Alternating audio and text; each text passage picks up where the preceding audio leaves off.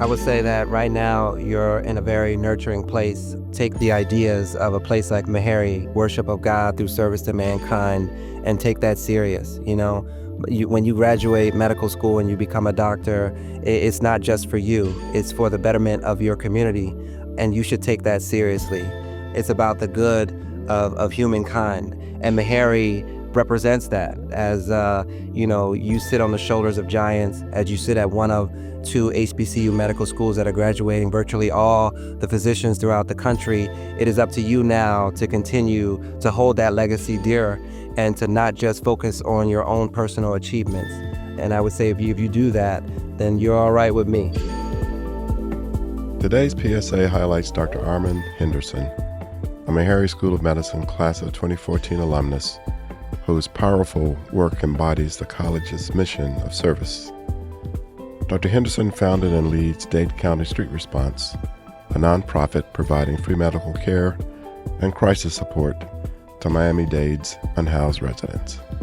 Since 2017, DCSR has served over 1,700 people through street medicine, a mobile crisis team, disaster relief, and a free urgent care clinic.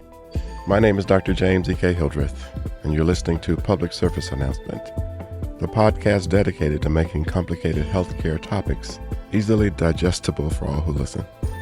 This season, Season 2, highlights the enduring legacy of Meharry and the remarkable Meharrians carrying that legacy forward as we celebrate our 150th anniversary.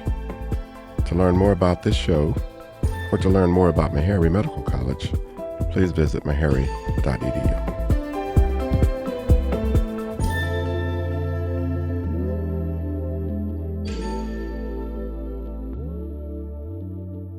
So welcome to the show, Dr. Henderson. I'm very excited to speak with you today.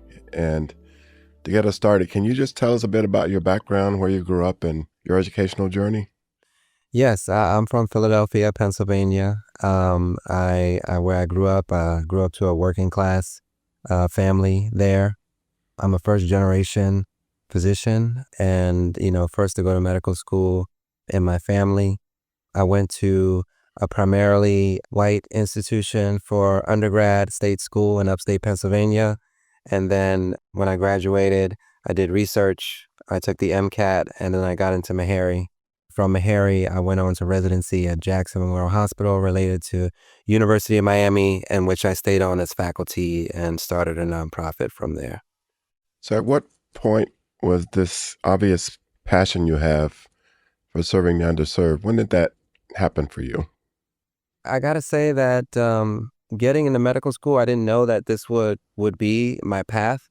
But I would say what really set it off really was when I was in my first year at Meharry. And one of the things that we had to do was to wash the feet of individuals at the local rescue mission. And just knowing that we were physicians, that we were training to be doctors, but yet we were still kneeling at the feet of individuals who we considered less fortunate. And that act of service, I think, is what propelled me, not only to go along this journey of serving the underserved, but also not just looking in where I was in Miami or Florida, but in my first year, directly after that, I actually went to Haiti to volunteer after the earthquake that happened with another Meharry medical student.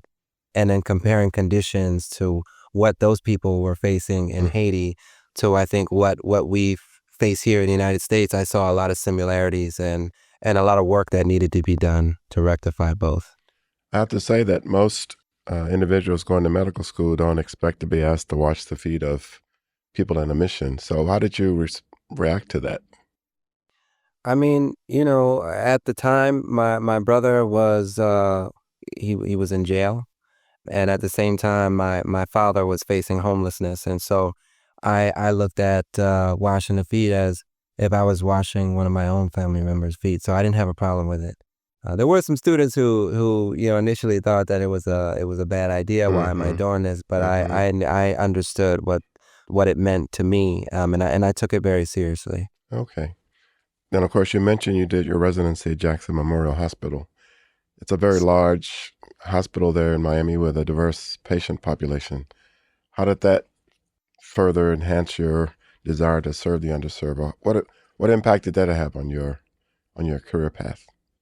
Yeah, I mean, just learning the history of not just Black people who started, and incorporated a city like Miami, which you don't really hear about.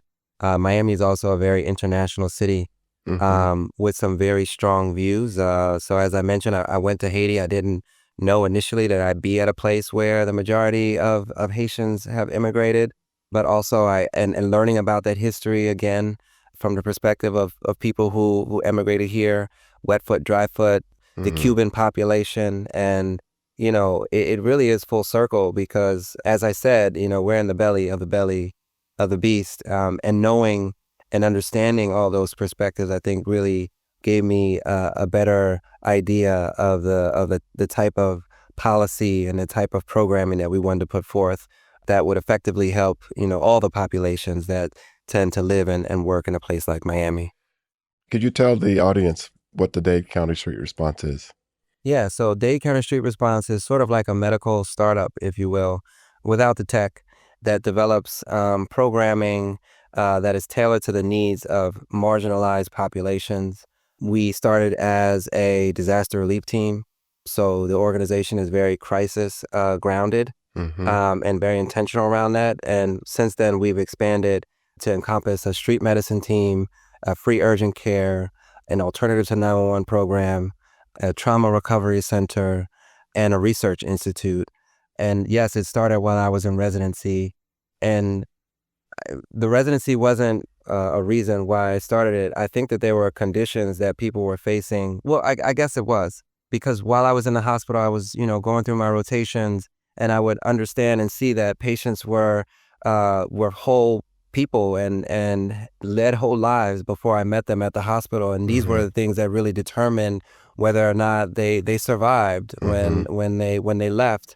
Mm-hmm. And so, being in the hospital all the time, you don't really get a chance to interact with individuals in the community like that.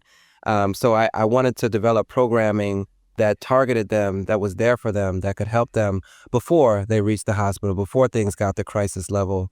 And so, really, it was inspired by a listening project that I did with an organization that I've worked with since I started it, or since I moved to Miami, called Dream Defenders. Mm. And as an organizer with this social justice organization, it really helped me see, as a listening project, what are some of the programs that are specifically needed in the community that are medically related. I see. And I'm intrigued by, you mentioned starting an alternative to 911. First of all, what was that and why was it necessary?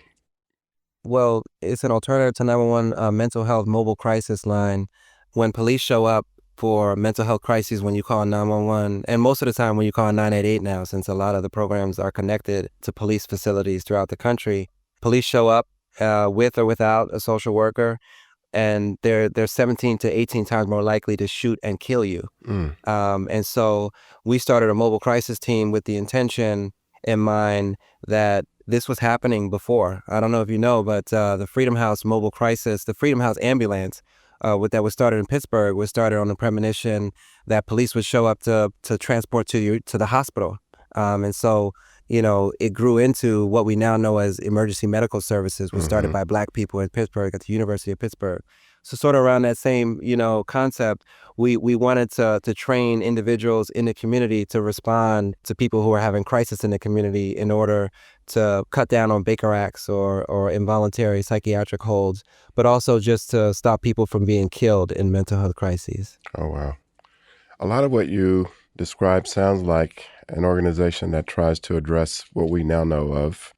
Meharry's been focused on this for a long time, some of the social determinants of health.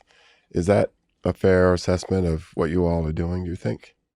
Absolutely. If I had to describe what we are doing, it would definitely be social determinants of health in action. We understand what they are, what the disparities are, and then we try to develop programming around those things to help decrease morbidity and mortality associated with them. That's awesome. And one of the things I noted in your core mission, your organization's motto is prioritizing access over profit. So how do you fund these wonderful activities and programs that you put together?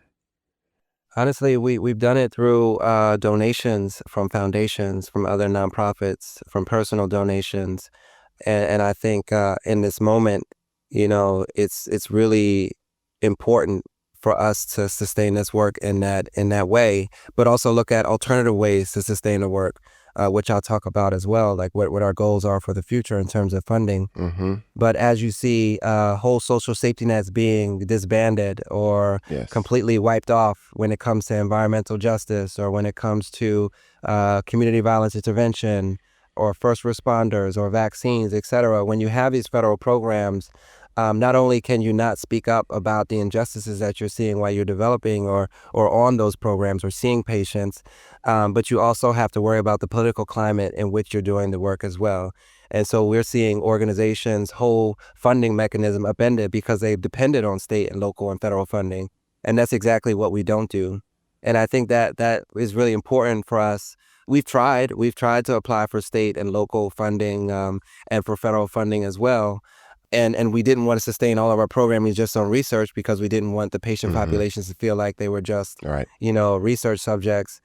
But at this point, what we found is that we actually need to create for-profit ventures that are going to fund our nonprofit activities.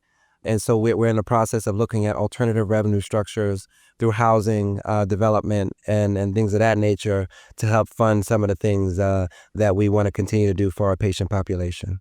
So clearly, in doing all of this, you must have partners or colleagues or compatriots who are not in medicine but in other disciplines. Is that so? How did you pull this team together? Well, one of the things I want to say is that we've been really keen on the fact that we do have this relationship with the University of Miami. And part of the reason why I'm able to continue to do the job in the capacity that I am, specifically when it comes to the nonprofit Dade County Street Response, is because we allow students to come along Mm, on this journey as well. And so half of my salary is paid for by the University of Miami. Now, that didn't happen like by accident, and that didn't happen through a grant either. It was very intentional after the death of George Floyd, in which students from the University of Miami wrote to the provost and the president and said that there's a set of conditions that exist in Miami and at University of Miami in particular that we want to undo, and you need to support work that helps us undo those things as well. mm. And so, I've been really supported by the administration since that time, and in particular, the dean of the medical school has been very supportive of our work in order for us to continue to do what we do. But we draw partners from the university. So from the law school, from the medical Oh, school, wonderful. from the School of Social Work and Education and things of that nature to help us solve these problems. But we also have community partners that are very, very invested in our work because they see that we have similar missions and we've met in alternative struggles to do the same mission as well. I mean, I love the idea that you are taking this sort of collaborative, transdisciplinary approach to solve this problem because that's the only way it's going to be solved. So, can you maybe walk us through what a typical patient might encounter when you are involved in their care? When they come to you for a problem they might have, can you just maybe walk us through what a typical encounter might look like? Yeah, so we encounter patients at different levels. So, for example, if it's a street medicine patients are primarily those that are unsheltered. And so a typical encounter would be we meet them every Saturday. We meet and we walk a route that is like in front of the hospital where there's a tent encampment and there's individuals that are unsheltered, basically there either waiting for food or just setting up camp from the night before. And so our team basically goes out with water, with supplies, with a dermatologist, with an internal medicine physician, and a case manager to basically we bring those things to them Mm, at their encampment. So that's mm-hmm, one way. mm-hmm, Another way might be that people call our number, 1-866-SAFE-MIA, and they're having a mental health crisis. And we identify what that crisis may be, and we may send a van to their house to address that crisis. Another way might be they walk in to the urgent care to see a psychiatrist or an internal medicine physician or to see a case manager. And then the other way might be that they call our number and they're just having a problem at the house, and we may need to do a home visit. I see. So there are different ways that we're able to interact with the patient populations that we Wow. serve. That's tremendous.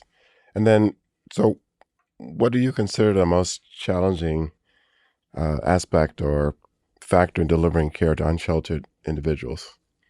The trust mechanism, Mm, because these are individuals that, as I said, I want to bring it up again, that we are in the belly of the beast.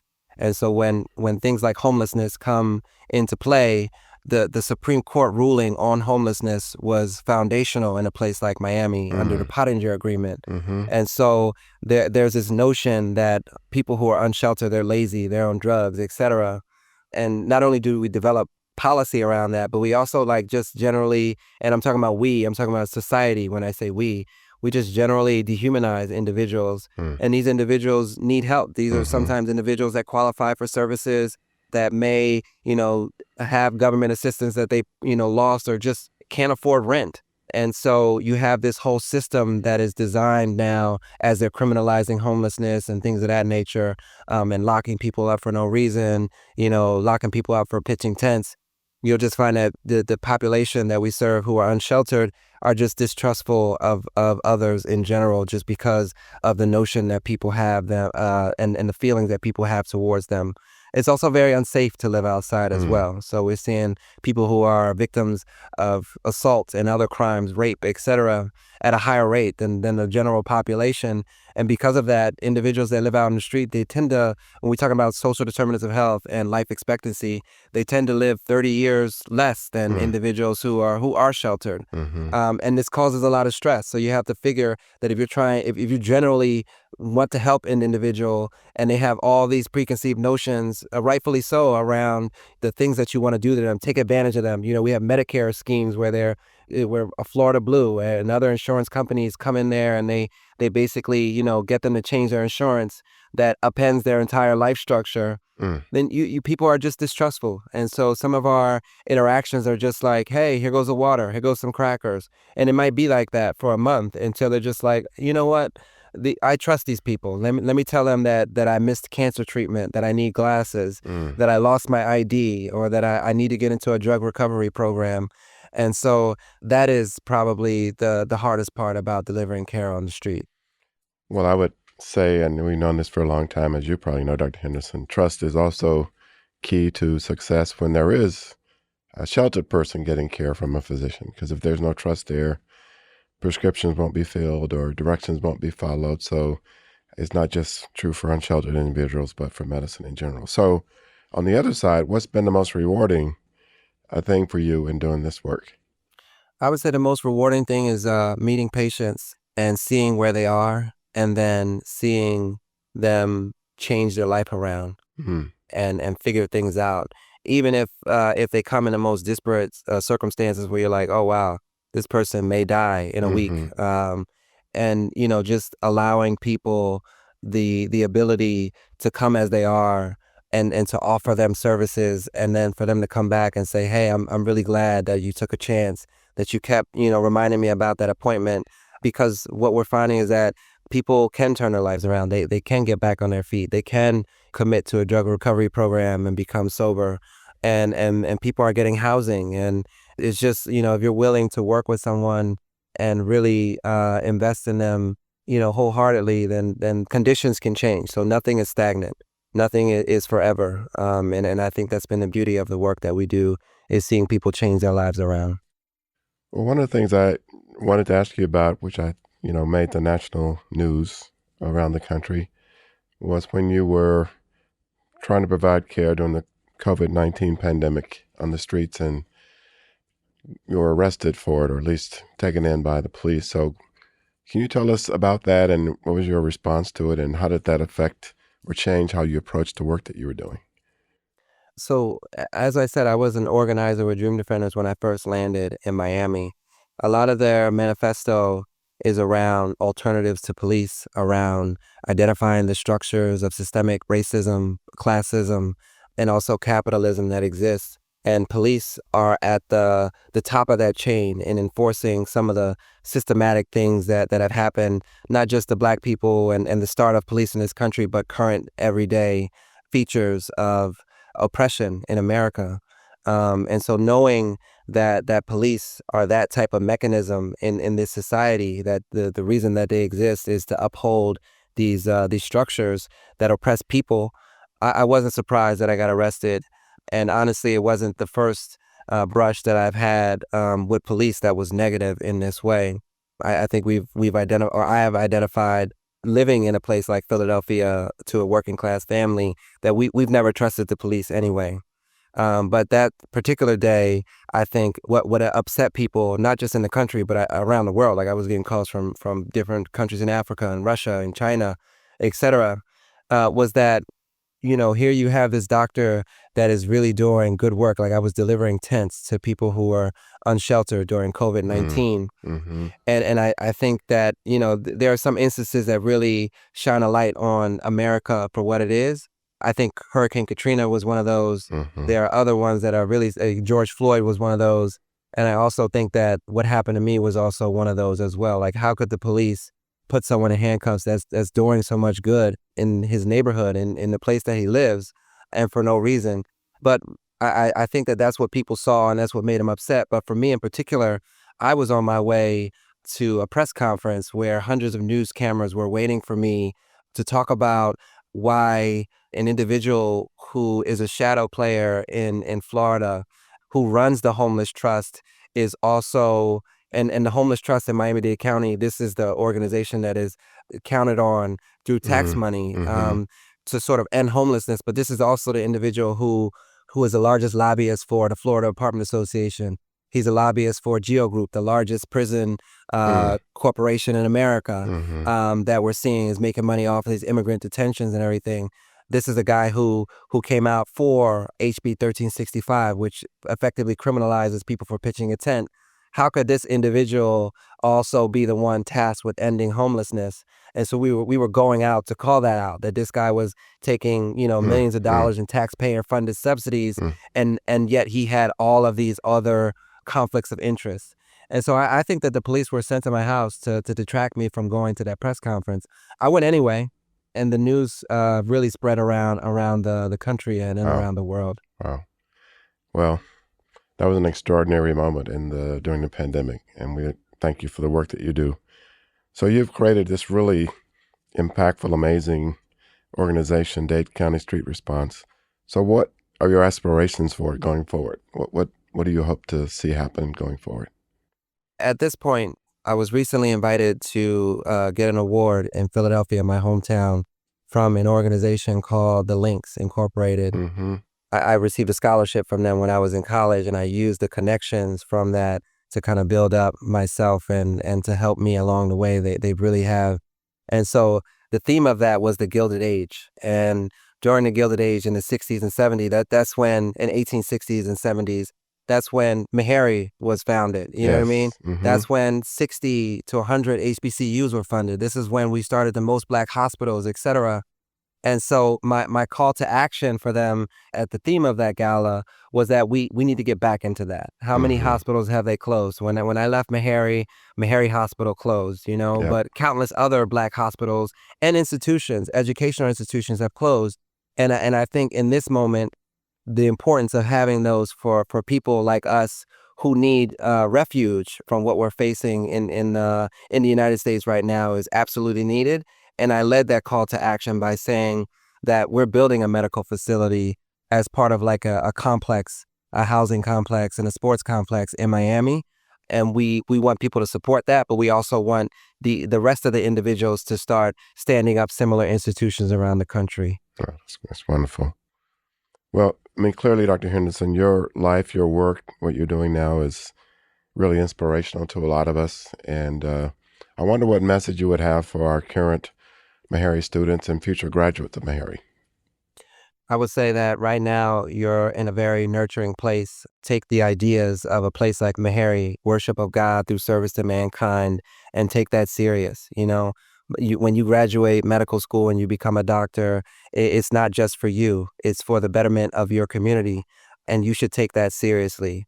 We shouldn't just say, okay, I graduated, I'm done, and then, worry about yourself and your family. It's about the good of humankind. And Meharry represents that as, you sit on the shoulders of giants, as you sit at one of two HBCU medical schools that are graduating virtually all the physicians throughout the country. It is up to you now to continue to hold that legacy dear and to not just focus on your own personal achievements. And I would say if you do that, then you're all right with me. Well, Dr. Henderson, thank you so much. I mean, you truly are an inspiration to me and to so many others. And I wish you the best of luck in your work, and please continue doing what you're doing. Thank you so much for having me today, Dr. Hildreth. Thank you. Misinformation travels quickly. So in every episode of Season 2, we are debunking a myth tied to our topic. Today's myth: care for the homeless cannot be successful if it is not profitable or provides stable housing options for individuals. The truth? Mobile clinics, street medicine, and community programs such as Dr. Henderson's Dade County Street Response are proving otherwise. According to the National Institutes of Health, street medicine programs have decreased emergency department visits by 75% and hospitalizations by 66%, leading to annual cost savings of up to $9,000 per patient. So, the next time you hear that care for the unsheltered cannot succeed without money, remember, it's already happening in a very meaningful way without profit. Thanks for listening to Public Service Announcement. To follow along on the rest of our journey, visit mmc.edu. And please remember to follow, rate, and review this show wherever you get your podcasts.